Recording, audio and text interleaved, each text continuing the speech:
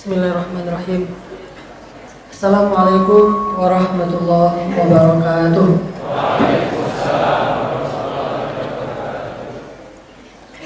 Alhamdulillahirabbil alamin. Alhamdulillahilladzi hadana li hadza wa ma kunna linahtadiya laula an hadanallah. Asyhadu an la ilaha illallah wahdahu la syarika lah. Wa asyhadu anna Muhammadan abduhu wa rasuluhu la nabiyya ba'dah. Allahumma shalli wa sallim wa barik ala sayyidina Muhammadin wa ala alihi wa sahbihi wa man tabi'ahu ila yaumiddin.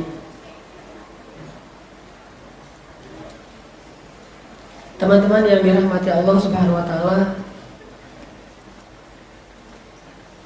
alhamdulillah saya bisa bertemu teman-teman semuanya, wajah-wajah anak muda, wajah-wajah penuh dengan harapan kebangkitan Islam.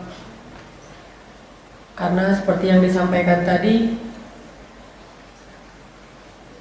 orang-orang yang pertama beriman di antara para sahabat Nabi itu adalah anak muda. Dan mayoritas mereka juga jomblo. Cuma mereka jomblo yang udah pasti. Maksudnya pasti jomblo yang udah dibuk ya. Mereka udah pada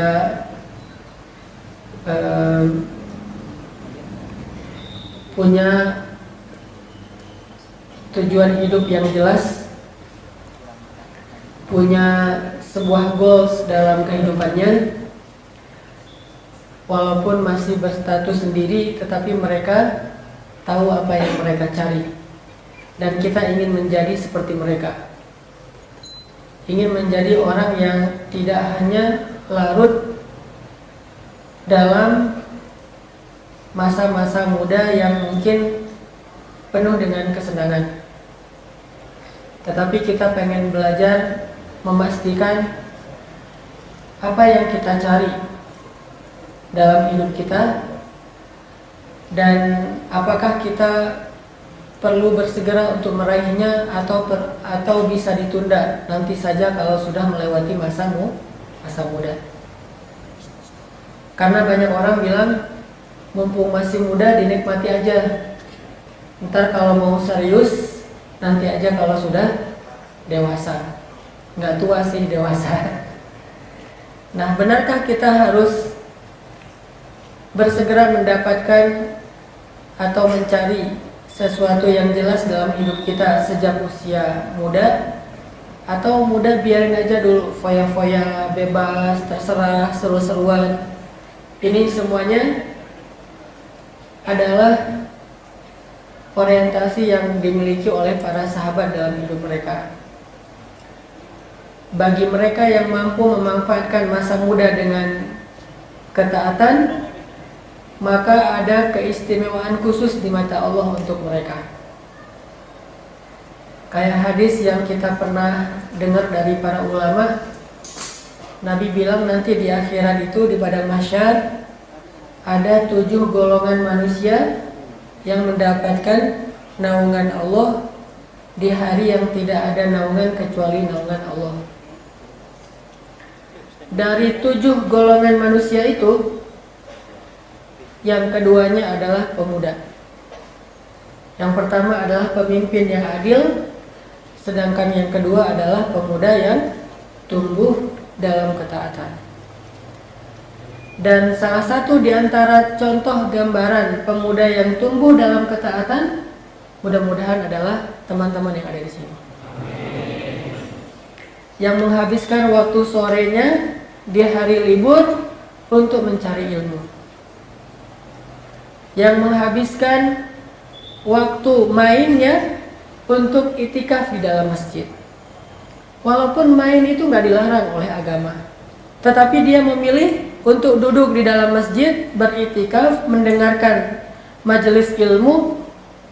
Mudah-mudahan kita menjadi salah satu contoh anak muda syabun nasya'a fi ibadatillah, pemuda yang tumbuh dalam hal taat kepada Allah Subhanahu wa taala. Dan mudah-mudahan semua wajah-wajah yang ada di sini diingat oleh para malaikat, sehingga nanti kalau ketemu di pintu surga nggak perlu ta'arufan lagi sama malaikat. Lo siapa? Saya yang yang ikut talim yang biasa. Oh, namanya kalau nggak salah misalnya disebutin namanya, bukan, itu mah mirip wajahnya sama saya. Ternyata malaikat nggak hafal gitu. Mudah-mudahan kita dihafal oleh malaikat, sehingga nama kita disebutin oleh para malaikat. Ya Allah, ampuni dia. Ya Allah, rahmati dia. Ya Allah, ampuni dia. Ya Allah, rahmati dia. Sehingga ketika ketemu di pintu surga, langsung disuruh masuk insya Allah. Karena kita selalu berada di dalam taman-taman surga, yaitu majelis ini. Teman-teman yang dirahmati Allah, sore ini kita bahas tentang cinta. Tapi cinta yang dilarang. Kalau 2 pertemuan saya di Jogja semalam dan tadi pagi itu cinta yang dibolehkan. Kalau sekarang tuh cinta terlarang. Kayak judul lagu dangdut ya. Cinta terlarang. Apa itu cinta yang terlarang? Cinta dunia. Cuman kita perlu mengklarifikasi, tabayun dulu. Bukan berarti ketika cinta dunia itu dilarang, seorang mukmin itu tidak boleh menikmati dunia. Bukan seperti itu. Bukan berarti ketika cinta dunia itu dilarang, orang Islam itu harus miskin, gak perlu jadi orang kaya. Orang Islam itu di masjid terus gak boleh main. Orang Islam itu ibadah terus gak boleh jalan-jalan. Bukan kayak gitu. Islam tidak melarang hamba Allah untuk menjadi orang kaya. Islam tidak melarang kita untuk menikmati hidup.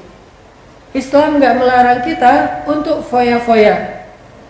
Islam gak melarang kita untuk main seru-seruan.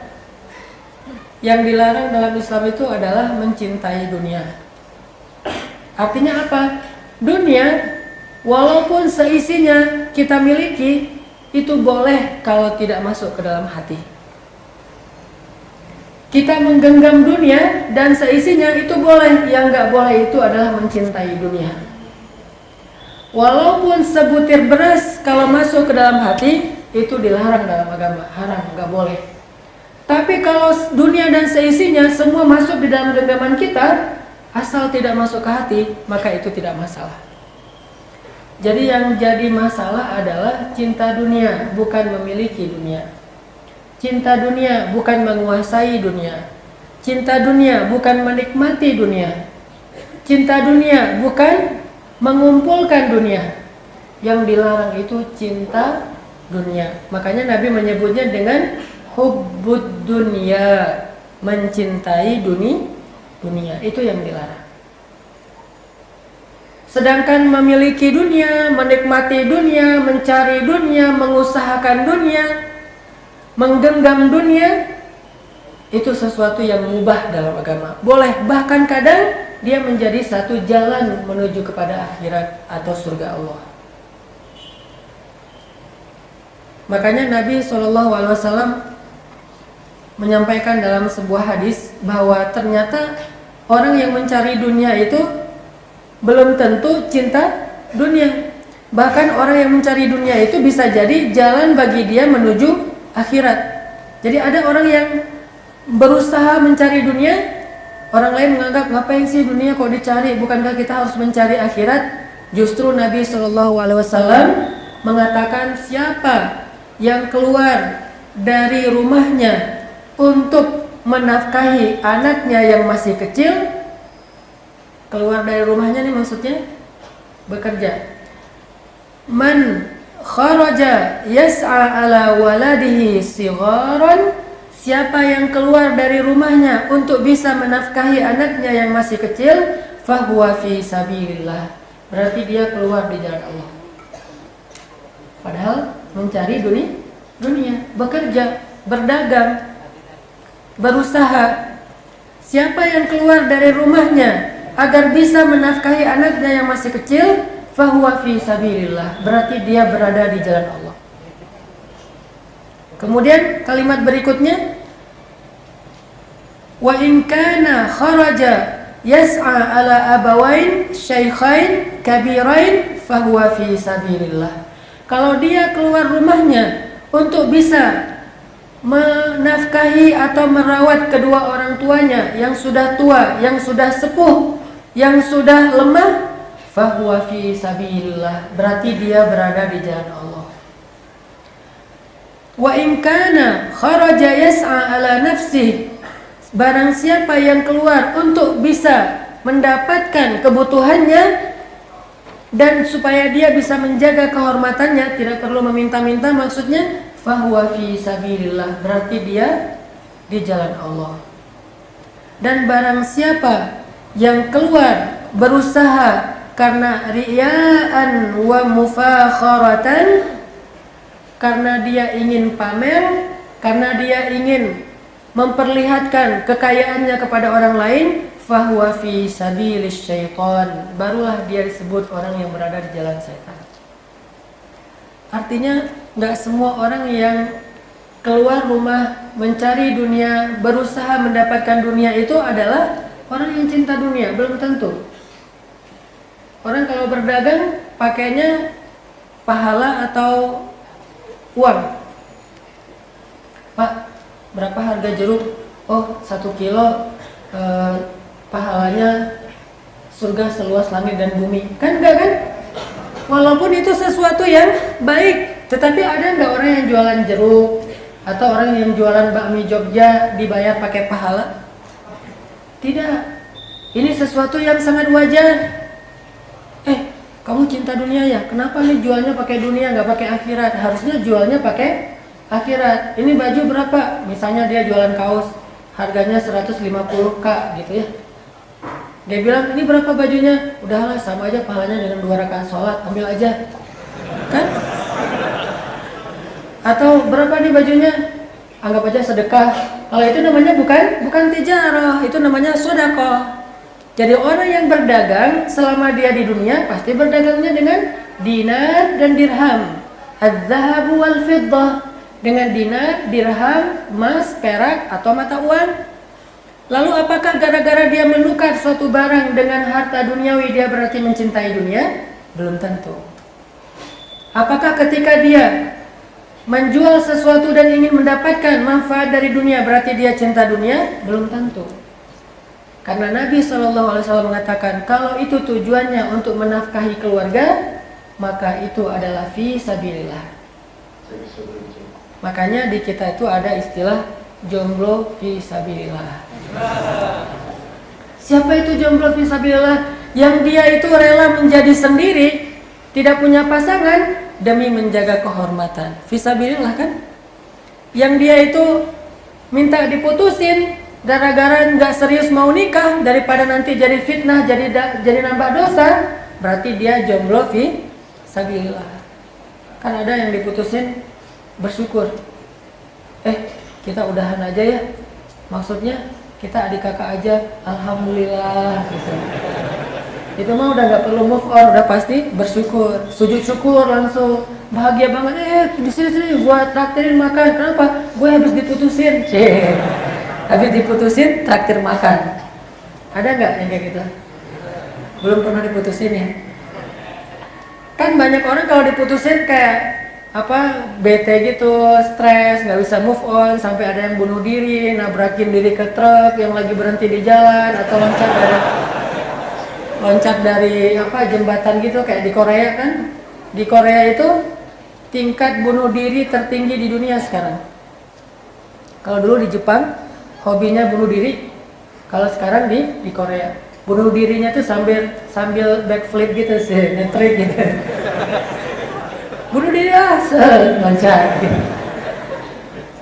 Jadi kayak cliff dive gitu, loncat bebas.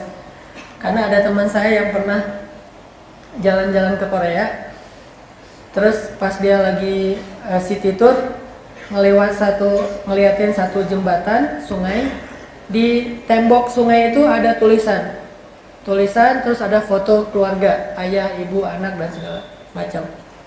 Dia nanya sama guide-nya, itu kenapa tuh? Itu tulisannya maksudnya apa? Bahasa Korea kan nggak bisa ngerti. Itu artinya apa? Oh, itu tulisan quote, kata-kata motivasi buat orang yang pengen bunuh diri. Soalnya di Korea itu tren bunuh diri paling digandrungin itu loncat dari jembatan. Itu bunuh diri paling viral di Korea. Jadi kalau misalnya putus cinta, kan banyak sinetron Korea gitu yang diputusin gitu ya, gitu ya. Putus ya. Itu artinya apa gitu? Iya gitu, putus aja, gak apa-apa, aku bunuh diri gitu. Bunuh diri. Loncat. Akhirnya karena saking banyaknya kasus bunuh diri gara-gara diputusin, pemerintah Korea bikin kayak tulisan gitu di dinding-dinding sungai supaya orang kalau mau bunuh diri itu galau. Wah, mau bunuh diri, baca itu jadi galau kan? Membunuh diri, kalau bahasa Islam mah orang yang bunuh diri maka dijamin masuk neraka gitu. Aduh, udah bunuh diri, dia enak-enak sama pacarnya, sama suaminya, gua masuk neraka. Enggak banget deh. Ya udah, bunuhin gua dong. Bunuh. Ada yang bilang, saya mah nggak bunuh diri, dibunuh oleh siapa? Oleh mantan. Saya nggak bunuh diri, dia yang membunuh saya. Kan kalau dalam Islam membunuh orang lain mengambil semua dosanya kan ya. Seorang pembunuh diberikan dosa orang yang dia bunuh seutuhnya. Jadi orang yang dibunuh itu nggak punya dosa. Mudah-mudahan kita doakan saudara kita di Palestina, di Suriah, di Myanmar, di Rohingya yang dibunuh dalam keadaan terzolimi, yang dianiaya, berarti mereka syahid karena dosa-dosa mereka semuanya diberikan kepada orang yang zalim yang telah membunuh mereka. Walaupun dalam hitungan kita sedih, tapi kita yakin tempat mereka di sisi Allah lebih baik daripada kondisi kita di dunia. Jadi di Korea tuh kayak gitu teman-teman. Artinya apa? Artinya ada istilah fisabilillah dalam mencari dunia. Dan jangan lupa teman-teman, kalau kita perhatikan sirah para sahabat, ternyata ya, coba lihat dalam perang-perang Nabi, ada istilah apa? Istilahnya kalau dalam perang mah, kalau habis perang terus dapat harta gitu. Ghanimah. Apa itu ghanimah? Tidak dirampas. Harta yang didapatkan dalam peperangan, bukan rampasan. Karena Islam tidak pernah merampas hak orang lain. Harta yang didapatkan dalam peperangan. Gimana ngedapetinnya? Jadi by the way, orang-orang kafir dulu kalau mau berperang itu mereka bawa onta, bawa kuda, bawa domba, nggak tahu bawa ayam apa enggak gitu, ayam, bebek angon gitu, terus ditulang lunak gitu. Pada bawa harta tuh, ternak-ternak pada bawa. Kenapa kok bawa ternak? Karena peperangan di zaman dulu itu bisa 2 bulan, 3 bulan lamanya, dan sepanjang peperangan mereka ada juru masaknya. Hari ini garang asam ya, garang asam gitu. Hari ini bikin steak, steak wagyu gitu, bawa sapi wagyu gitu.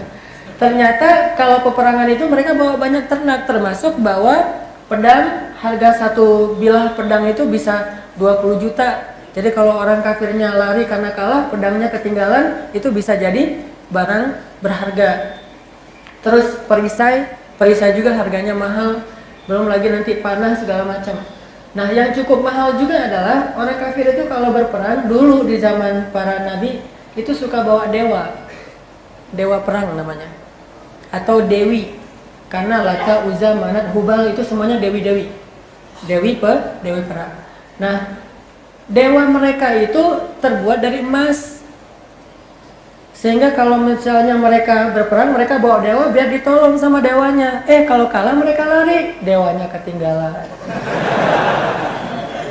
Di zaman dahulu ya, pas dewanya ketinggalan diambil oleh kaum muslimin. Lumayan kan, bisa bikin cincin, di atasnya dikasih batu akik gitu. Jadi lumayan, itu namanya ghanimah. Dan tahu nggak kita bahwa ternyata para sahabat yang cinta banget terhadap akhirat itu pernah ramai juga loh soal ghanimah, dan ghanimah itu dunia. Salah satu ayat sahabat yang ramai soal ghanimah itu apa?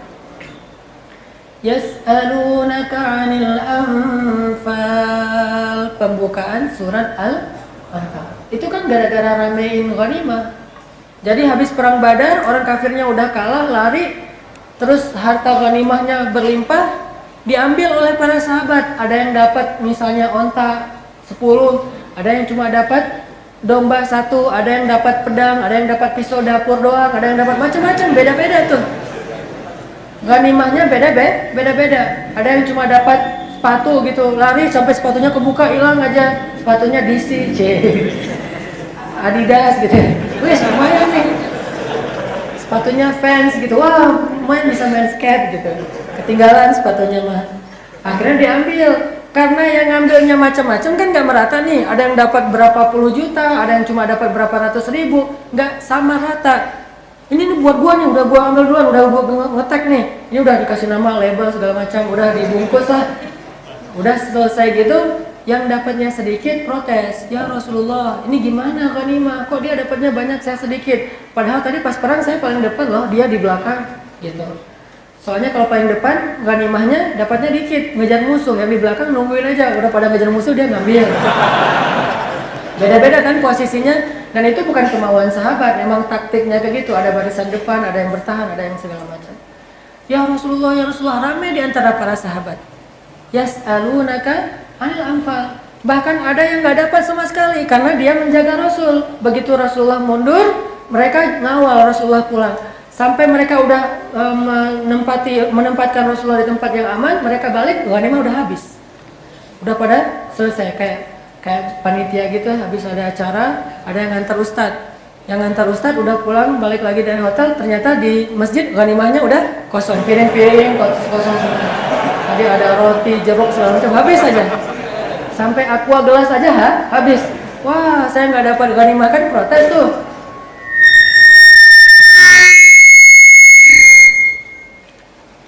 Nah, cek.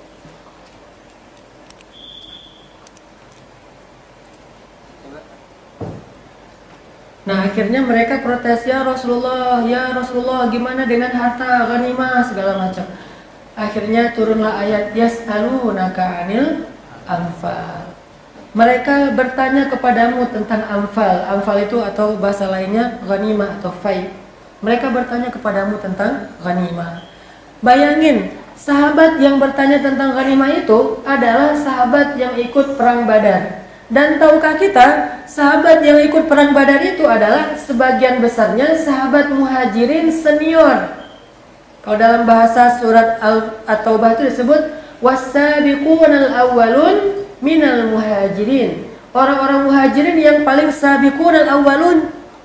Yang mereka itu selama di Mekah itu banyak yang tersiksa, yang kayak Bilal gitu yang disiksa oleh Abu Jahal. Di antara mereka ada yang dibiarkan kelaparan, ada yang diambil hartanya. Mereka udah berkorban untuk agama itu sekian banyak, cinta banget dengan akhirat, tahu gitu. Mereka tahu akhirat itu lebih baik daripada dunia karena mereka sahabat-sahabat yang senior awalun. Tapi sahabat sekelas ini bisa ramai juga soal ghanimah. Jadi kalau bahasa kita bikin organisasi dakwah. Awalnya kayak masjid gitu, awalnya kecil. Pas kemudian akhirnya organisasi ini menghasilkan punya kayak divisi usaha gitu, bisa wira swasta sendiri, mulai mandiri, infaknya besar, cancelannya banyak dan segala macam. Mulai desas-desus rame soal gaji. Wah, gaji saya nggak naik-naik, dari dulu jadi marbot misalnya kan, dari dulu saya jadi imam, dari dulu saya jadi muazin dan seterusnya. Udah gitu dia baca sejarah tentang gaji lah gitu. Kan ada sejarah gaji di zaman kekhalifahan Harun Ar-Rasyid. Di zaman Harun Ar-Rasyid, tahu nggak berapa gaji seorang muazin? Gaji seorang muazin di zaman Harun Ar-Rasyid itu 50 dinar sebulan. 1 dinar itu 2,5 juta. Berarti 50 dinar berapa tuh? 125 juta ya? Benar nggak sih? 125 juta kurang lebih sebulan gaji muazin. Kalau saya hidup di masa itu saya pengen jadi muazin aja. Gaji imam 100 dinar seorang khatib atau seorang ulama yang menulis buku diberikan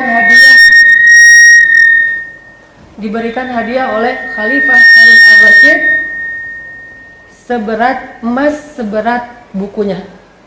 Jadi kalau ulama nulis buku, kan buku dulu mah tebal-tebal ya, kertasnya juga kertas dari kayak kulit gitu tebal. Jadi kalau buku 100 halaman bisa sekilo itu. Kalau sekarang bukunya nggak bisa ditimbang soalnya dalam bentuk aplikasi, tinggal download gitu. Buku tebal Sahih Bukhari tinggal download, paling-paling harganya $10, 100.000. Nah dulu diberikan emas oleh khalifah untuk para penulis buku seberat ukuran bukunya. Kalau bukunya 2 kilo dikasih emas 2 kilo. Artinya apakah pada masa itu para ulama disebut sebagai pencinta dunia? Ternyata tidak. Begitu juga dengan zaman sahabat, apakah mereka disebut cinta dunia? Kok ribut masalah ghanimah? Itu terjadi loh kepada para sahabat senior. Dan bukan cuma muhajirin, ansor juga pernah ngalamin. Kalau muhajirin di perang Badar, orang ansor ribut soal dunia itu di perang Hunain. Ketika ghanimahnya sangat banyak, lalu Nabi memberikan hanya kepada orang Makkah, tidak diberikan kepada orang ansor kecuali sedikit. Akhirnya muncul desas-desus di kalangan Ansor yang saya semalam bilang kayak jadi hashtag gitu. Nabi lupa sama kita. Viral hashtagnya. Semua orang Ansor captionnya Nabi mah kalau udah ketemu kaumnya lupa sama kita. Posting @Rasulullah di mention gitu ke Rasulullah. Rasulullah ngeliat kayak banyak banget nih yang mention gua nih, dibuka. Ternyata desas-desus. Mereka protes pembagian ghanimah yang tidak sama. Akhirnya Nabi menasihati mereka, membujuk mereka. Artinya sampai kalangan sahabat Ansor aja juga bisa kena dengan masalah ribut soal dunia. Apakah mereka cinta dunia? Tidak. Jadi bukan berarti ketika kita nggak boleh cinta dunia maka kita meninggalkan dunia. Islam tidak menyuruh kita meninggalkan dunia. Bahkan Allah walaupun menyebut cinta dunia itu nggak boleh, kadang di dalam Al-Quran Allah menyebut dunia dengan istilah kebaikan, khair. Wa innahu lihubbil khairi lasyadid. Dia sangat mencintai khair. Khair itu adalah kebaikan. Dan kebaikan yang dimaksud di dalam ayat itu adalah dunia dan isinya. Gak boleh mencintai dunia. Hubbil khair syadid itu gak boleh. Tapi walaupun gak boleh, Allah tetap menyebut dunia itu dengan istilah khair, kebaikan. Sehingga bukan berarti ketika kita gak boleh cinta dunia, kita tinggalkan dunia. Bukan. Yang dilarang itu membawa dunia ke dalam hati, tapi menggenggam dunia, memeluk dunia, memakai dunia, menikmati dunia, memakan dunia, menggunakan fasilitas dunia, aksesoris dunia, boleh kalau dunia itu tidak masuk ke dalam hati. Walaupun kita punya harta gunung Uhud emas, itu boleh kalau tidak masuk ke dalam hati. Tapi kalau sebutir beras masuk ke hati, itu adalah haram. Makanya bicara cinta dunia itu bukan bicara meninggalkan dunia, bicara mengeluarkan dunia dari hati, ditaruh di genggaman. Jadi boleh naruh dunia kayak gini, nggak boleh. Tuh ya nggak boleh. Jadi dunia itu hanya boleh ditaruh di genggaman, nggak boleh ditaruh di hati. Kalau kita meletakkan dunia di hati, harus karena Allah Subhanahu Wa Taala. Ayyuhibbal mar'a la yuhibbuhu illa lillah. Kalau kita cinta seseorang itu kan dunia, karena dia tinggal di dunia. Kalau kita cinta seseorang, kita tidak boleh mencintainya kecuali karena Allah Subhanahu Wa Taala. Berarti itu tidak cinta dunia, tidak cinta dunia. Kalau kita cinta kepada sesuatu, boleh di antara dunia dengan syarat cinta kita kepada dunia itu karena Allah. Mencintai istri, perintah Allah. Mencintai suami, perintah Allah. Mencintai orang tua, anak, keluarga, perintah Allah. Mencintai si dia yang belum halal, nah ini bukan perintah Allah. Jangan cinta dulu, penasaran aja. Aku penasaran sama dia, orangnya gimana ya? Ya udah kepoin aja dulu. Kepoinnya dengan syarat masih menjaga ngepo, misalnya lihat Instagramnya, oh dia kuliahnya di sini, dia senangnya ini, segitu aja. Bolehkah kita mengkepoin calon yang kita mau lamar atau khitbah? Boleh, asal nggak mengkepoin semua Instagram cewek, semuanya dikepoin. Asal ada yang mention nih cewek apa cowok ya, oh kayak cewek, kepoin, stalking gitu kan ya. Apalagi kepoin mantan, itu berat banget. Nggak ngefollow sih, tapi ngepo gitu. Kalau kita nggak ada di daftar followersnya dia, tapi tahu terus dia lagi ngapain, update yang postingan terbaru sama suaminya, ini berat. Susah ngefollow-nya.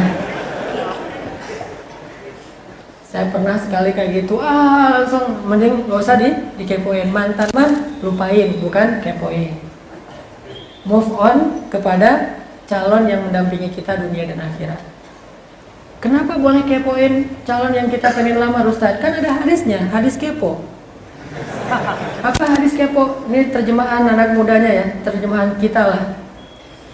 Ada sahabat muhajirin pengen nikah sama perempuan Ansor. Tapi dia belum kenal dengan perempuan yang dia mau nikahi. Jadi ada mak comblang gitu. Cariin gua satu orang cewek yang solehah, yang berhijab, yang hafiz 30 juz gitu. Emang kamu hafal berapa juz? Baru berusaha juz 30 sih. Nyarinya yang 30 juz ideal kan gitu.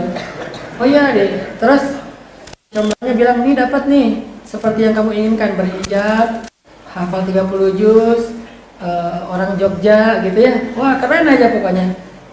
Dia tuh etnik banget lah gitu ya. Saya misalnya cowoknya seneng yang etnik, nggak seneng yang oriental. Gua mah senengnya yang etnik yang Jogja, yang misalnya benar-benar keibuan gitu. Oh ya dapat nih, ya udah deal deh gitu ya, kayak bareng dagang, deal aja. Ya udah kapan kita mau bikin akad? Nah tapi dia nggak kenal sama ceweknya, nggak pernah ngeliat fotonya, apalagi ngeliat orang aslinya.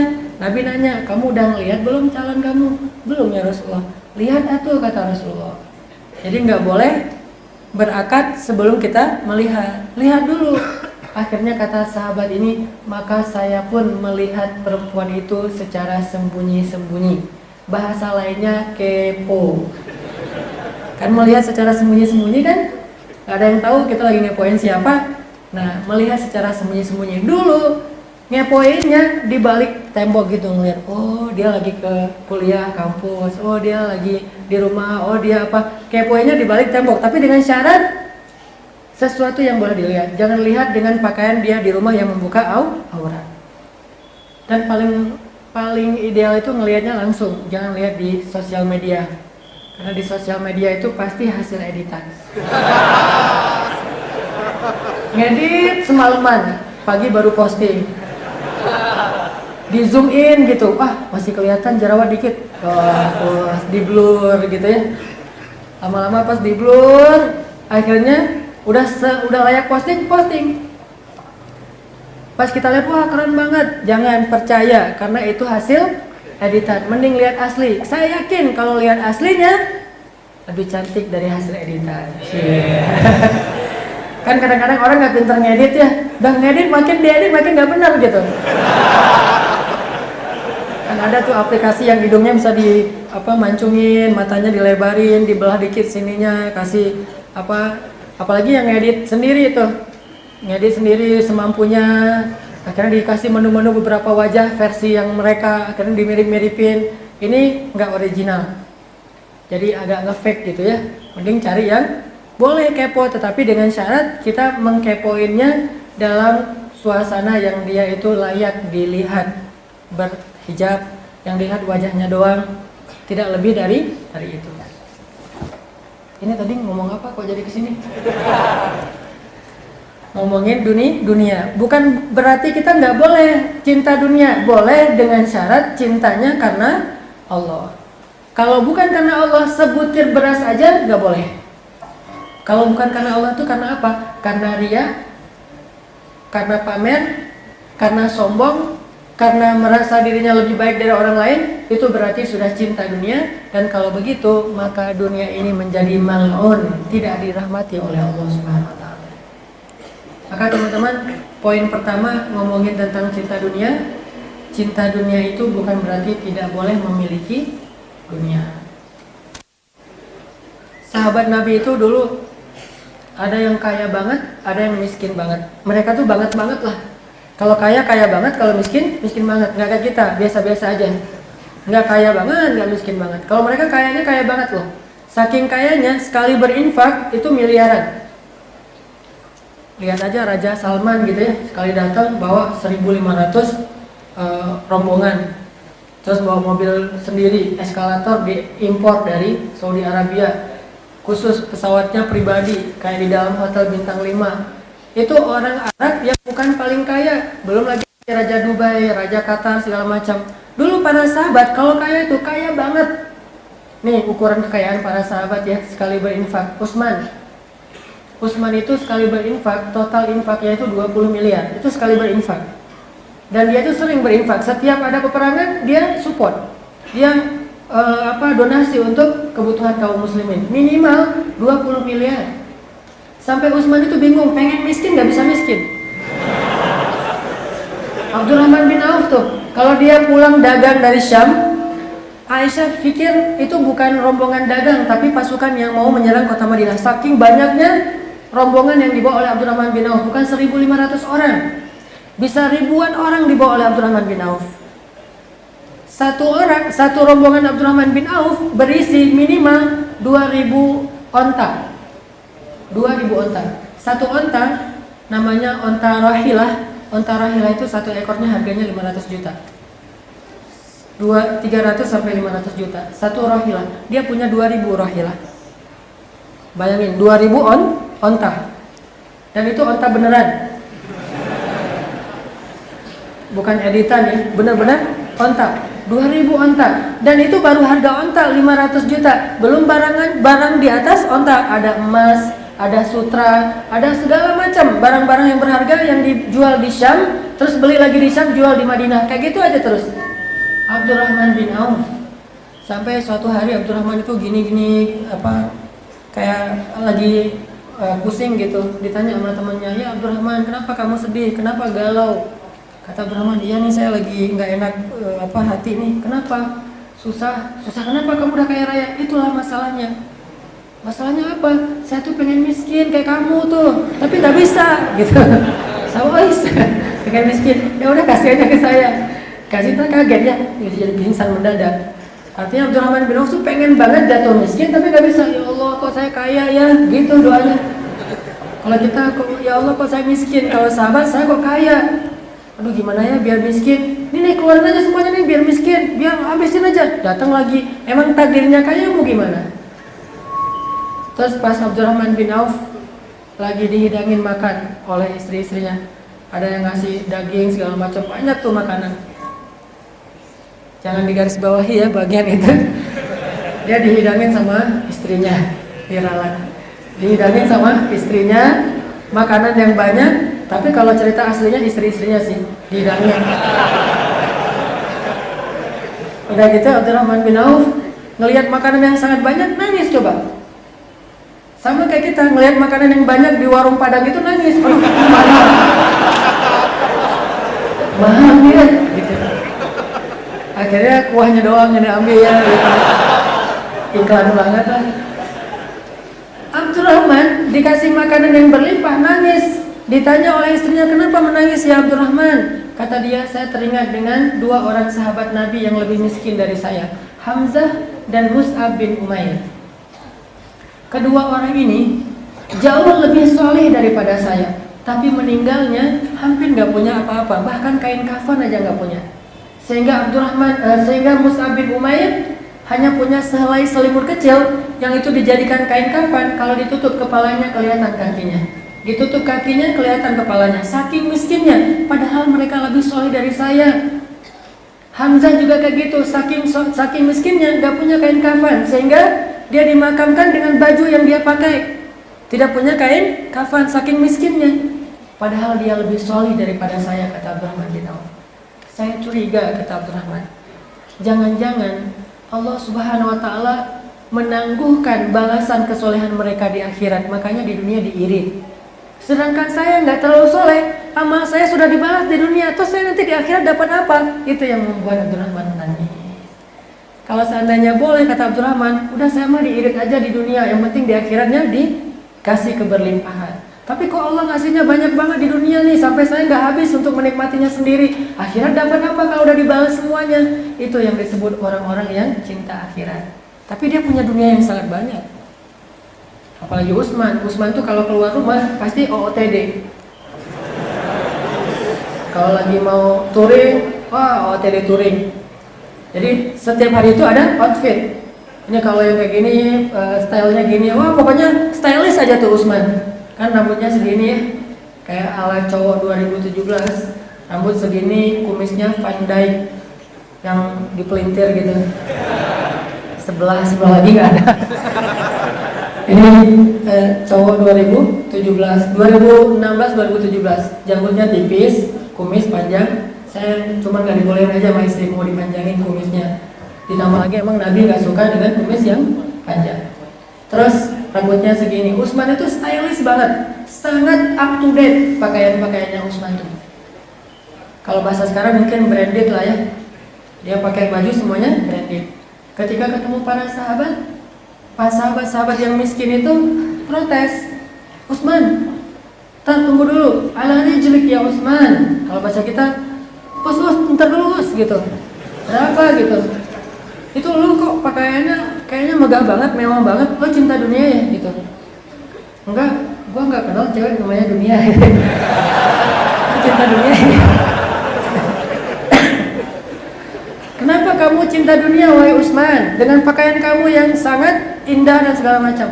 Kata Utsman, ntar dulu. Saya tuh nggak cinta dunia, tapi saya memakai pakaian yang bagus-bagus untuk menunjukkan bahwa Allah itu maha baik kepada saya. Innamal a'malu binniyat. Karena kenapa? Saya dengar Rasulullah bersabda, Allah itu kalau ngasih nikmat kepada hamba, suka kalau hamba itu memperlihatkan nikmatnya. Wa amma bi ni'mati rabbika fahaddis. Perlihatkan nikmat Tuhanmu supaya orang tahu Allah itu Rahman dan Rahim. Itulah kenapa saya pakai baju yang bagus. Lagi pula, Jibril itu lebih stylish dari saya loh. Tahu nggak Jibril itu stylish banget? Hadis Umar tentang apa itu iman, Islam, ihsan gitu ya. Itu kan hadis itu ada adegan Jibril datang. Jadi Nabi lagi nongkrong gitu sama para sahabat. Kalau kita mah lagi ngopi gitu. Kita ngopi yuk, ngopi aja. Nongkrong, lagi ngobrol-ngobrol gitu. Tiba-tiba datang laki-laki yang gagah banget. Sorbannya putih, kemudian rambutnya kalau bahasa Arabnya itu rambutnya itu masih itu artinya rambutnya tuh pakai gel. Makanya kenapa Isa disebut Al-Masih, ada dua artinya dalam bahasa Arab. Itu bukan bahasa Ibrani, bukan bahasa Nasrani, bahasa Islam. Isa Al-Masih artinya Al-Masih yang rambutnya itu rapi, kayak pakai gel, nggak kelimis-kelimis sama juga sih, tapi keren gitu, kayak pakai gel, rapi dan sepundak, itu Al-Masih. Atau arti yang kedua dari Al-Masih, yang dia berjalan di muka bumi. Ada dua manusia disebut Al-Masih, satu Isa, satu Dajjal. Dua-duanya disebut Al-Masih.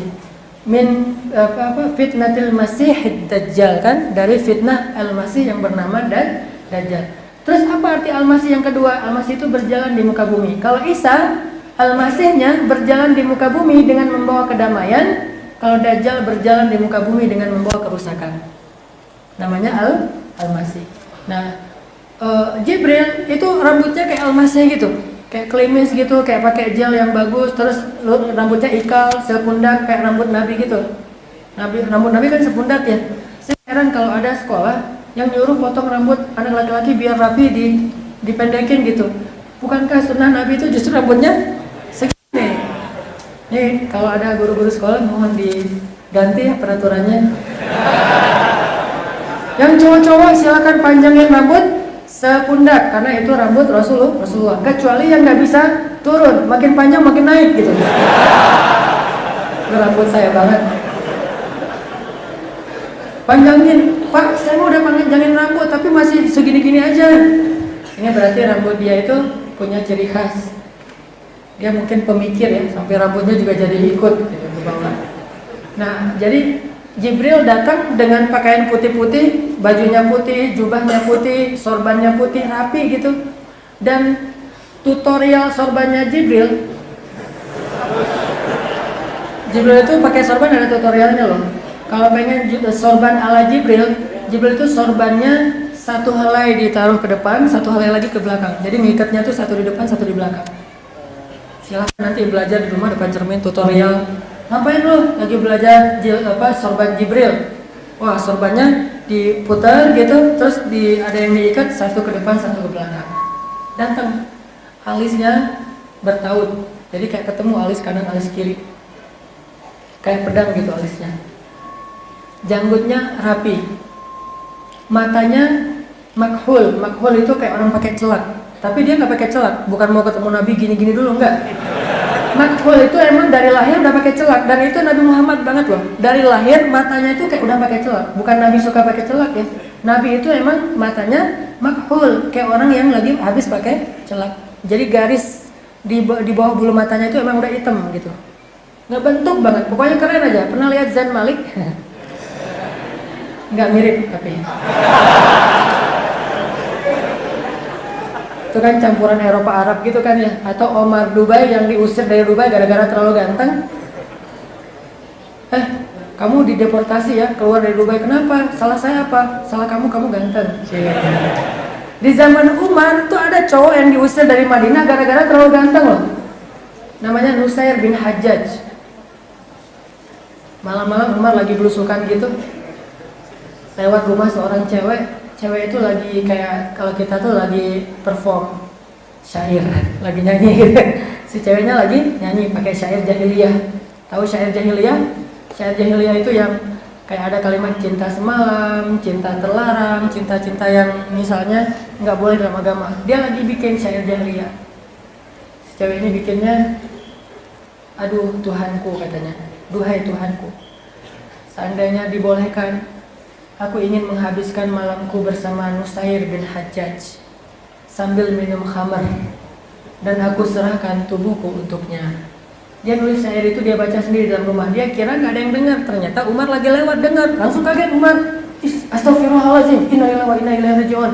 Umar pulang, nanya kepada pegawainya, siapa Nusair bin Hajjaj? Kata pegawainya, selebgram. Selebgram zaman Umar. Oh, kalian nggak follow? Enggak lah, para sahabatnya nggak follow. Followersnya cewek-cewek semua gitu. Setiap hari ngeposting lagi bisa bin Hajjaj ya. Dia saking orangnya keren sampai banyak cewek-cewek yang kelepek-kelepek sama Nusair bin Hajjaj.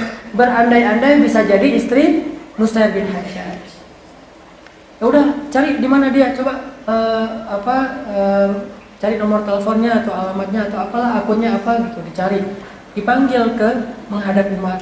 Pas menghadap Umar, berdiri depan Umar, Umar kaget, kirain malaikat saking gantengnya. Wah, kalau ini jangankan cewek, cowok juga bisa. Wah, keren banget itu. Saking kerennya, kayak cowok Korea gitu kan. Kan cowok Korea susah ngebedain mana cewek mana cowok, sama kan ya, saking lembutnya gitu. Bersih gitu. Kalau Nusair nggak bersih, tadi janggut tipis, rambut segini. Terlalu ganteng kata Umar, bahayanya. Untung, wah, nggak ada cewek-cewek dekat saya. Istrinya Umar kan menjaga diri, nggak ada. Terus juga anak-anaknya Umar. Terus kata Umar, ya Nusair, kamu tahu nggak salah kamu apa? Nggak tahu, dia punya pura-pura nggak ngertian gitu, nggak tahu, pura-pura lugu gitu. Nusair, kamu itu ganteng sih. Akhirnya Nusair, aduh bingung gimana nih, emang salah saya kalau saya ganteng sih? Kan Allah yang menciptakan kegantengan saya. Kata Umar, ya udah, mulai sekarang kamu potong rambut kamu tuh, pendekin. Ini peraturan sekolah baru nih, pendekin rambut kamu. Nggak boleh terlalu ganteng, biar cewek-cewek nggak jadi fitnah, menjaga kehormatan. Pulang, datang ke barbershop gitu, mau gaya apa nih? Pendekin aja dong om, nggak usah gaya-gaya misalnya pengen punk gitu atau apa gitu, nggak, pendekin aja, dipendekin, udah dicepakin gitu. Terus pakai sorban, datang lagi ke Umar. Pas datang ke Umar pakai sorban, lebih ganteng daripada, wah ini lebih keren lagi nih. Bingung Umar. Wah ini cowok emang keren sih, dia apa-apain juga, cepat keren, dia segini keren, pakai sorban lebih keren lagi. Untung gak ada kupluk waktu itu ya, pakai kupluk. Loh kok lu mirip basket sih? Nusair bin Hajjaj, skateboarder, era Umar lah gitu ya. Udah gitu, karena Umar nggak bisa menghilangkan kegantengan Nusair bin Hajjaj, akhirnya Umar memutuskan Nusair bin Hajjaj dideportasi, keluar dari Madinah. Kesalahannya, apa kelakuannya yang membuat dia deportasi? Dia terlalu ganteng. Dikirim ke Irak, ke sebuah kampung yang di dalamnya nenek-nenek semuanya. Jadi kalau ada nenek-nenek yang minta selfie, biarin aja nenek-nenek. Nusair, selfie ya, gitu nenek-nenek, biarin aja. Kampung itu nenek-nenek semua yang insya Allah tidak akan jadi fitnah, soalnya perempuan yang sudah lanjut usia sudah tidak ada lagi hasrat gitu. Nenek-nenek, kakek-kakek, yang muda itu cuma Nusair bin Hajjaj. Cowok muda satu-satunya yang jomblo di negeri itu, diusir ke sana. Tapi adilnya Umar bin Khattab mendeportasi Nusair bin Hajjaj digaji. Jadi dia kayak ditugas keluar kota gitu, dinas keluar kota, dibayar sama Umar. Dan Nusair bin Hajjaj anak satu-satunya yang dimiliki oleh ibunya, dia nggak punya ayah lagi, anak yatim. Suatu hari Umar lagi jalan sama putra-putranya, ada Abdullah, ada Qasim, ada beberapa orang putra Umar.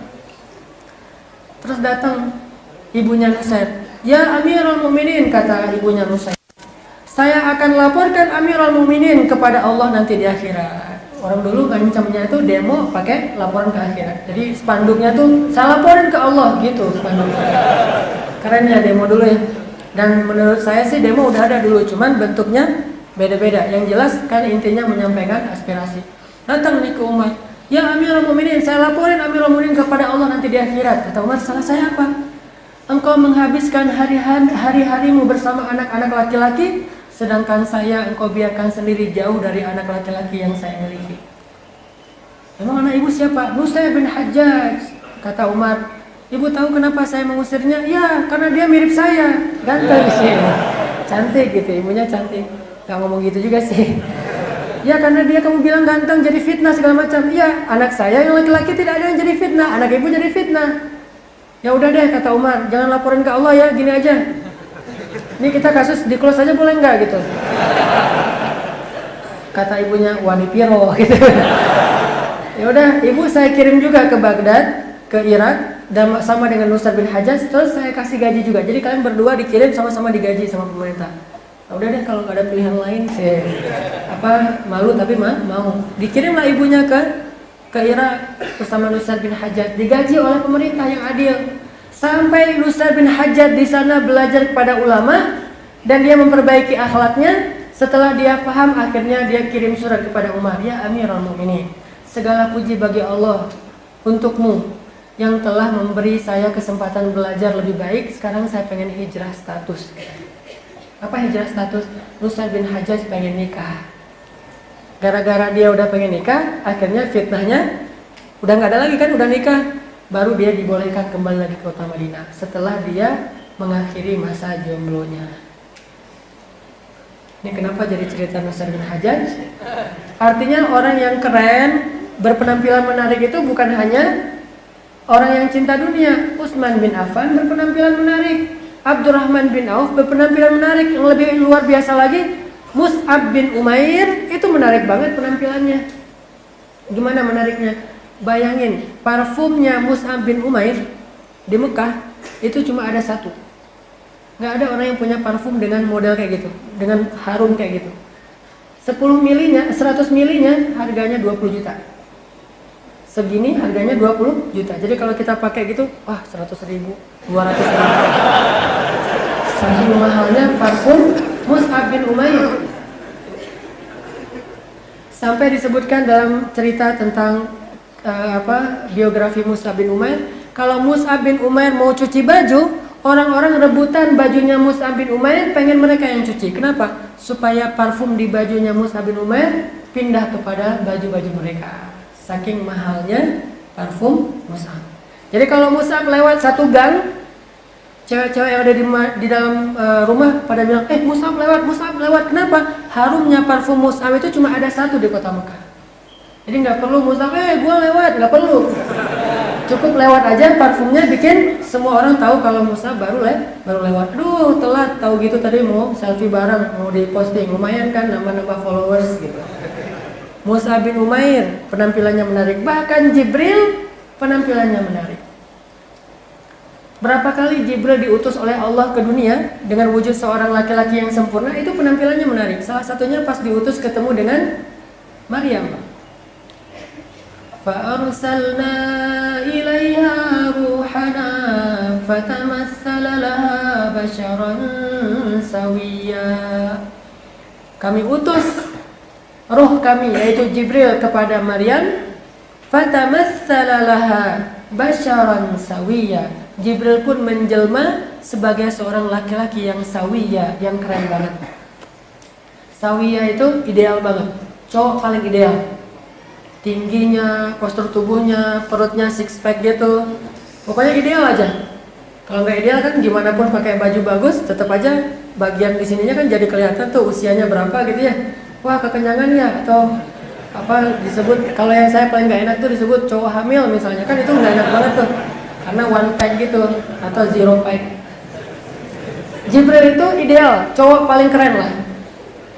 Basyaran sawiyya. Sampai-sampai ketemu Maryam itu kalau ketemu cowok biasa aja tuh, cowok lewat biasa aja buat Maryam. Tapi pas Jibril datang depan Maryam sampai kaget loh ketemu Jibril, saking gantengnya Jibril. Cuman kagetnya Maryam ini kagetnya orang soleha, kagetnya auzubillah gitu kagetnya, bukan wow, masya Allah, alhamdulillah atau astagfirullah tapi ngeliat gitu. Enggak, Maryam itu ketika ngeliat Jibril, qalat inni a'udzu birrahmani minka in kunta taqiyya. Aku berlindung kepada Allah darimu kalau kamu takut kepada Allah. Ngomongnya gitu. Maryam itu kan Azra itu perempuan yang menjaga diri. Tapi tetap kaget, cuman Azra menjaga iffah. Begitu Jibril muncul tering, tiba-tiba ada Jibril keren banget di depan Maryam. Langsung Maryam, a'udzu birrahmani minka in kunta taqiyya. Aku berlindung kepada Allah darimu kalau kamu bertakwa. Gitu kan Maryam? Udah gitu Jibril mengatakan, "Ya Maryam, ana rasulu rabbiki li'ahaba laki ghulaman zakiyya." Ya Maryam, gak usah khawatir, aku bukan mau menggoda kamu, bukan laki-laki yang jahat, aku utusan Tuhanmu, berarti malaikat, ingin memberikan kabar kalau kamu akan punya seorang anak yang suci. Maryam langsung kaget, gimana saya punya anak, saya nggak punya suami, dan saya tidak pernah disentuh oleh laki-laki sama sekali. Itulah keajaiban dan kebesaran Tuhanmu. Dzalika huwa alayya hayyin, mudah bagiku, kata Allah. Artinya Jibril itu selalu berpenampilan menarik. Jangankan perempuan, Umar aja pernah sangat takjub dengan penampilan Jibril. Yang hadis tadi, datang kepada kami seorang laki-laki yang bertubuh tinggi, kemudian bajunya putih semuanya, janggutnya rapi, rambutnya rapi, harum, tidak ada bekas-bekas safar atau perjalanan di dalam penampilannya. Orang kalau perjalanan jauh kan kadang lecek gitu atau wajahnya berdebu. Ini nggak ada sama sekali. Tapi kami nggak ada yang kenal dengan dia, berarti bukan orang dekat. Bukan orang dekat, tapi kok nggak ada bekas safar. Ini orang dari mana nih? Aneh banget, ganteng banget. Tiba-tiba duduk di antara para sahabat, langsung menautkan lututnya dengan lutut Rasulullah SAW. Jibril tanya, ya Muhammad, sebutkan apa itu Islam. Nabi nyebutin rukun Islam. Benar, kami heran.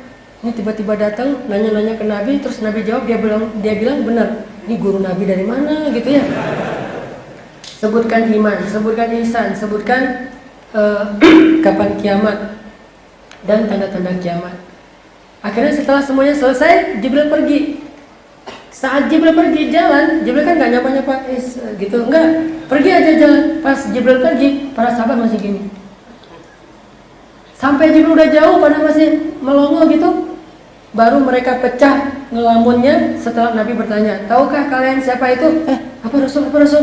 Heran sahabat kepada Jibril. Tahukah kalian siapa itu? Kata sahabat, Allah wa rasuluhu a'lam. Allah dan Rasul lebih tahu. Emang siapa ya Rasul? Yang baru saja kalian lihat itu adalah Jibril. Wah, Jibril tahu gitu, tadi mau minta tanda tangan. Foto bareng dengan Jibril kan susah banget tuh bisa ketemu Jibril. Kalau Nabi mah biasa ketemu Jibril. Jibril kok gak datang-datangnya, udah lama gak ketemu. Manggilnya susah, gimana cara manggilnya kan? Jibril gak akan turun kecuali perintah Allah. Rasulullah tuh kalau kangen sama Jibril tahu gak ngapain? Nyari Abdullah ibnu Mas'ud. Kenapa? Karena Abdullah bin Mas'ud itu bacaan Al-Qur'annya paling persis dengan bacaan Jibril. Dengar Jibril baca Quran, dengerin tuh Abdullah bin Mas'ud. Jadi kalau kayak sekarang ada orang yang kalau baca Quran mirip banget dengan Syekh apa gitu, sebutlah, oh dia baca Qurannya mirip banget dengan Sudais loh, dengan Ghamidi loh, dengan Toha Junaid loh, dengan siapa, dengan Muzammil loh misalnya. Maka Abdullah bin Mas'ud baca Qurannya paling mirip dengan Jibril. Jadi kalau Nabi kangen Jibril, ketemunya, ya Abdullah bacakan Al-Quran. Artinya berpenampilan menarik itu bukan cinta dunia. Tapi kalau semua penampilan itu menjadi sesuatu yang penting di hati kita, baru disebut cinta dunia. Dan itu yang gak boleh. Artinya siap berpenampilan menarik, siap kotor juga, siap sobek, siap kalau penampilan kita itu jadi jelek, siap kalau Allah mengambil nikmat itu. Jangan sampai kita menjadi lupa diri ketika dikasih nikmat dan menjadi orang yang berputus asa ketika Allah ambil nikmat itu. Senang boleh, sedih boleh, tapi jangan berlebihan. Dikasih nikmat, alhamdulillah. Diambil nikmat, innalillah. Gitu-gitu aja. Ajaban li amril mu'min. Orang mukmin itu ajib. Kayak ada anaknya Umar bin Khattab. Ada anaknya Umar bin Khattab, namanya Abdullah. Abdullah itu seorang sahabat Nabi yang banyak ilmu, sniper. Jadi dia selain ulama, sniper juga pemanah. Plus dia seorang anak muda yang punya banyak ternak, punya onta yang banyak. Suatu ketika setelah bapaknya menjadi Amirul Mukminin, orang-orang kalau menggembalai onta dekat dengan ontanya Abdullah bin Umar, itu akan mendahulukan onta milik Abdullah untuk dikasih air dan rumput. Sehingga pas dijual ke pasar, ontanya Abdullah itu lebih gemuk daripada onta-onta yang lain. Suatu hari Umar lagi meninjau atau lagi meriksa keadaan di pasar. Pas ngeliat di pasar onta, itu ada onta satu gemuk sendiri, yang lain gak segemuk itu. Ditanya sama Umar, itu onta siapa yang paling gemuk? Kata pegawainya Umar, onta anakmu wahai Amirul Mukminin. Anaknya yang mana? Abdullah bin Umar. Panggil dia ke sini. Dipanggil Abdullah. Ya Abdullah, kata Umar, kenapa onta kamu lebih gemuk daripada yang lain? Hah? Abdullah bingung, kok onta saya ditanya lebih gemuk? Yang mana saya tahu? Saya nggak tahu wahai ayah. Enggak. Saya tahu penyebabnya, kata Umar. Kenapa wahai ayah? Karena orang-orang memberikan air dan rumput untuk ontamu lebih banyak daripada onta-onta yang lain. Mereka mengatakan itu onta anaknya Amirul Mukminin. Itu onta anaknya Amirul Mukminin. Berikan dia rumput yang banyak, air yang banyak, karena dia onta anaknya Amirul Mukminin. Tidaklah onta itu menjadi gemuk kecuali karena kamu anak seorang Amirul Mukminin. Terus salah saya apa? Mulai sekarang kamu jual itu onta, lalu kamu ambil seharga kamu beli onta itu ketika masih kecil, keuntungannya kembalikan kepada Baitul Mal. Coba, gitu banget tuh Amirul Mukminin. Jadi kalau dulu onta itu dibeli 200 juta, dijual 200 juta, 150 juta balikin ke Baitul Mal. Karena onta itu tidak menjadi gemuk kecuali karena jabatan ayahnya Abdullah bin Umar. Apa kata Abdullah bin Umar? Sam'an wa ta'atan ya Amirul Mukminin. Sami'na wa ta'na. Enggak protes. Ayah kok gitu banget sih Pak? Enggak sama sekali. Karena dia tidak cinta dunia, tetapi dia berusaha untuk mendapatkan dunia. Begitu dunia itu diambil, enggak masalah buat dia. Kalau dia masih bisa mengusahakan, dia usahakan. Kalau diambil, dia tidak menjadi putus asa. Ini orang yang mengumpulkan dunia tetapi tidak masuk dunia ke hatinya. Jadi para sahabat juga kayak gitu. Yang kaya-kaya, yang miskin juga miskin. Yang kaya bersyukur, yang miskin sabar. Walaupun ada juga adegan yang kaya cemburu kepada yang miskin cemburu kepada yang kaya. Tapi sama sekali bukan kekayaannya yang dicemburui oleh sahabat yang miskin. Mungkin teman-teman pernah dengar cerita sahabat miskin demo. Sahabat Nabi yang miskin datang menghadap Nabi SAW terus bilang gini. Kalau di kita mah pakai spanduk. Spanduknya, ya Rasulullah, zahaba ahlud dusuri bil ujur. Ya Rasulullah, orang kaya itu sudah memborong pahala. Kata Rasulullah, kaifa dzalik? Gimana orang kaya memborong pahala? Ya kalau kami sholat, orang kaya bisa sholat. Kami baca Quran, orang kaya baca Quran. Kami puasa, orang kaya bisa puasa. Tapi kalau orang kaya sedekah, kami nggak bisa sedekah. Berarti orang kaya itu memborong pahala ya Rasulullah. Protes mereka, bukan protes kayanya, protes amalnya yang mereka nggak bisa kerjakan karena tidak punya harta. Jadi kalau ada orang bilang kita harus jadi kayak Abdurrahman bin Auf, kaya raya segala macam, jangan lupa Abdurrahman itu suka menangisi kekayaannya. Dikasih ke orang-orang, tapi nggak habis-habis, datang lagi. Akhirnya Nabi bilang ke sahabat yang miskin, setiap tahlil sedekah, setiap tasbih sedekah, setiap tahmid sedekah, setiap takbir sedekah, memindahkan duri dari jalan sedekah, senyum ke wajah saudaramu bagimu sedekah. Itu hadis muncul gara-gara orang-orang miskin protes gak bisa beramal seperti orang kaya, yaitu sedekah. Oh gitu ya Rasulullah? Iya. Artinya kita juga bisa sedekah? Bisa. Mulailah mereka pulang sedekah. Subhanallah, wah dapat pahala sedekah. Lama-lama mereka ngeh juga, balik lagi demo. Ya Rasulullah, sama aja gimana? Orang kaya juga bisa, subhanallah. Baru Nabi bilang, janganlah kalian iri terhadap kelebihan yang Allah berikan kepada sebagian kalian atas sebagian yang lain. Oh ya udah kalau gitu ya Rasulullah, kita ridho. Justru ridho itu tidak bisa diamalkan oleh orang yang punya keberlimpahan. Ridho itu atau sabar itu amalan orang yang punya ujian. Jadi kalau kita nggak diuji, nggak pernah bisa jadi orang sabar. Sama dengan kalau kita nggak dikasih keberlimpahan, nggak tahu gimana cara bersyukur. Intinya teman-teman, cinta dunia itu bukan nggak boleh memiliki dunia. Tapi kalau dalam hati, dunia itu memang harus kita kurangi pelan-pelan. Jangan sampai jatuh cinta kepada dunia. Terakhir, satu kisah lagi, mudah-mudahan jadi buat kita bisa ngebayangin apa sih maksud nggak boleh cinta dunia. Bukan berarti tidak boleh memiliki dunia. Jadi orang kaya raya itu nggak masalah. Ada kisah namanya sahabat Abu Lubabah dan Abu Dahdah. Ada dua Abu. Satu Abu Lubabah, satu lagi Abu Dahdah. Bukan dadah ya, Dahdah. Abu Lubabah punya pohon korma di sebelah rumahnya anak yatim. Cuma satu pohon kormanya, tapi agak miring gitu. Jadi kalau lagi buahnya banyak jatuh masuk ke rumah anak yatim. Karena rumah anak yatim di zaman Nabi itu nggak ada atapnya, cuma dinding, nggak ada atap. Jadi jatuh masuk ke dalam rumah anak yatim. Lalu buah korma itu dimakan sama anak yatim tanpa minta izin kepada Abu Lubabah. Akhirnya Abu Lubabah lapor ke Nabi, ya Rasulullah, saya ingin mengadukan satu masalah. Kata Rasulullah, apa masalahnya ya Abu Lubabah? Itu banyak pohon kurma saya, banyak buah kurma saya dimakan sama anak-anak di rumah itu. Mereka nggak minta izin. Saya protes, minta ganti rugi. Dipanggil sama Rasulullah anak-anak di rumah itu, keluarga. Ternyata keluarga itu adalah anak yatim. Pas Nabi tahu itu anak yatim, Nabi kan sayang banget sama anak yatim. Nabi langsung bilang ke Abu Lubabah, ya Abu Lubabah, mau nggak kamu punya pohon kurma di dalam surga? Yang dahannya itu 100 tahun kamu berjalan di bawah naungannya, belum keluar dari naungan dahan itu. 100 tahun berjalan di bawah naungan pohon kurmamu, belum keluar dari naungannya. Saking besarnya pohon kurma di surga. Mau nggak ya Abu Lubabah? Gimana caranya Rasul? Caranya wakafkanlah pohon kurmamu itu untuk keluarga anak yatim. Aduh ya Rasulullah, itu pohon kurma satu-satunya yang saya miliki. Banyak alasan, intinya dia nggak mau. Tapi nggak memaksa. Lagian wakaf itu kan sunnah, bukan wajib. Akhirnya ya udah kalau gitu, wahai anak-anak yatim, besok-besok kalau kalian mau makan buah kurma yang jatuh, minta izin dulu ya. Kalau nggak dikasih izin jangan. Oh, iya ya Rasulullah, pulang aja semuanya. Mendengar percakapan ini, ternyata tadi Abu Dahdah dengerin, nguping, terus datang ke Nabi. Ya Rasulullah, kata Abu Dahdah. Apa ya Abu Dahdah?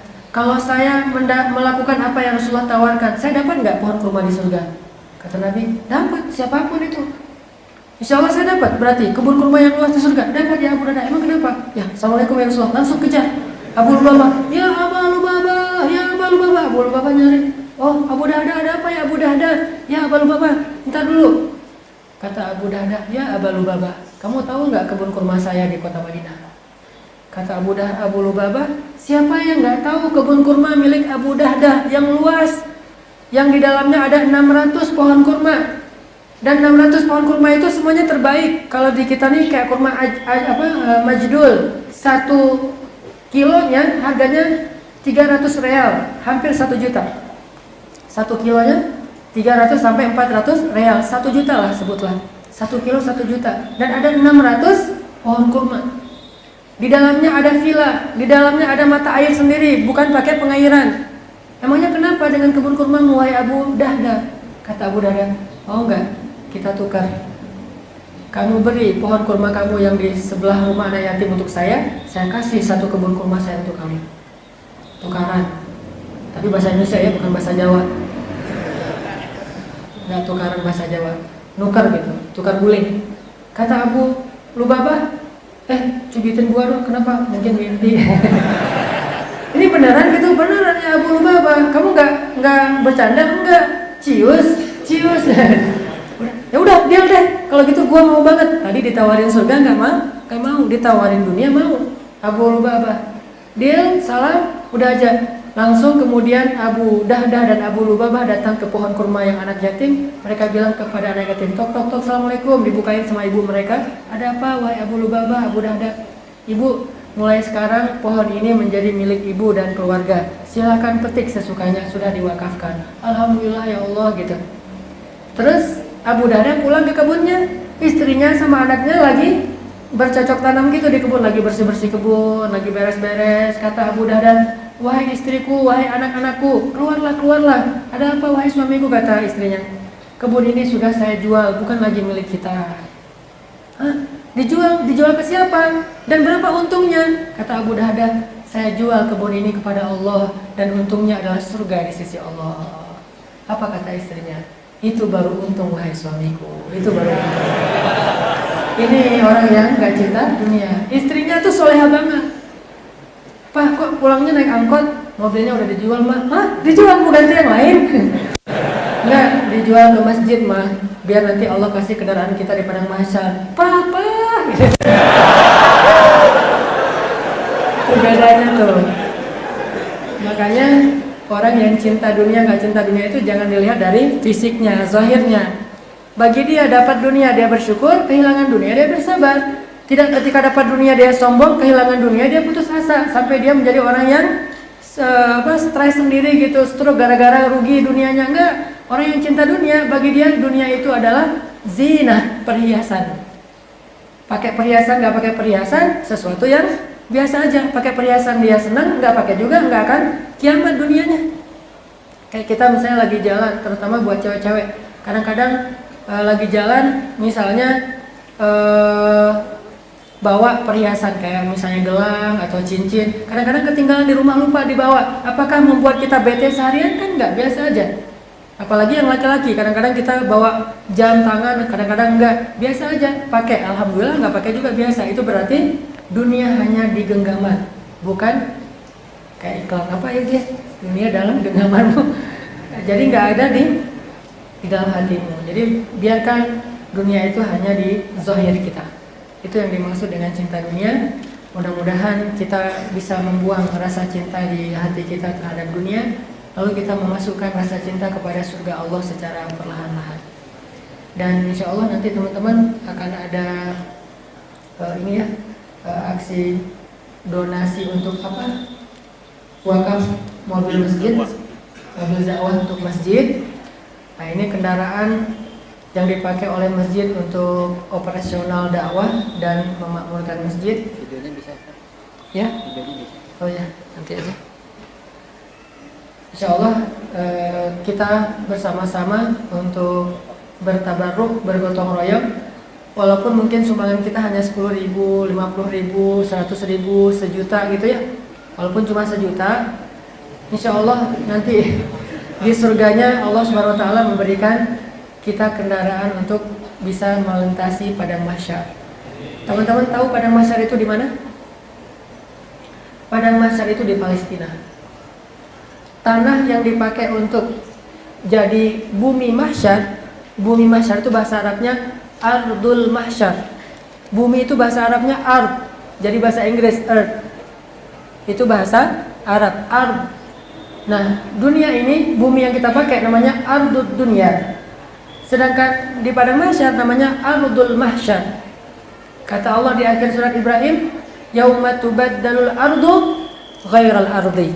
Ketika dunia, buminya diganti dengan bumi yang baru. Bumi yang baru itu tanahnya Allah ciptakan dari tanah yang diambil dari Palestina, Al-Aqsa. Sehingga orang yang paling beruntung di padang mahsyar salah satunya adalah orang yang berjuang untuk masjid Allah, terutama Masjidil Haram, Masjid Nabawi, dan Masjidil Aqsa, dan juga masjid-masjid yang lain, termasuk masjid di tempat kita. Mudah-mudahan kalau kita menolong agama Allah, Allah akan menolong kita. Boleh diniatkan untuk apa aja? Boleh diniatkan, ya Allah, saya pengen sedekah, mudah-mudahan cepat jadinya, cepat jadiannya gitu maksudnya. Boleh diniatkan pengen cepat jadian. Siapa tahu asbab sedekah pulang dari sini sudah jadian. Nanti kalau ada taklim minggu depan datangnya udah nggak sendiri tapi berdua, sama teman kosannya maksudnya. Jadi ada infak bersama-sama ya, maka diedarkan donasinya sambil kita berdoa kepada Allah Subhanahu wa taala. Mudah-mudahan majelis kita menjadi majelis yang marhumah dan perpisahan setelahnya perpisahan yang maksumah. A'udzu billahi minasy syaithanir rajim. Bismillahirrahmanirrahim. Alhamdulillahi rabbil alamin. Hamdan yuwafi ni'amahu wa yukafi'u mazidah. Ya Rabbana lakal hamdu kama yanbaghi li jalali wajhikal karim wa 'azimi sultanik. Allahumma salli wa sallim wa barik ala sayyidina Muhammad wa ala alihi wa sahbihi ajma'in. Allahumma ighfir lana dhunubana, Allahumma ighfir lana dhunubana, Allahumma ighfir lana dhunubana wa liwalidayna warhamhuma kama rabbayana shighara. Rabbana atina min ladunka rahmah wa hayyi' lana min amrina rashada waj'al lana min kulli dhiqin makhraja wa min kulli hammin faraja wa min kulli usrin yusra ya rabbal alamin. Rabbana hab lana min azwajina wa dhurriyyatina qurrata a'yun waj'alna lil muttaqina imama. Allahumma a'inna ala dhikrika wa syukrika wa husni ibadatik. Rabbana inna nas'aluka al-huda wat-tuqa wal-'afafa wal-ghina. Ya Allah, Tuhan kami, ampunkanlah dosa-dosa kami ya Allah. Maafkanlah kesalahan-kesalahan kami ya Allah. Kepadamu-lah kami berserah diri ya Allah. Hanya kepadamu kami memohon dan meminta ya Allah. Hanya belas kasihan darimu-lah yang kami harapkan ya Allah.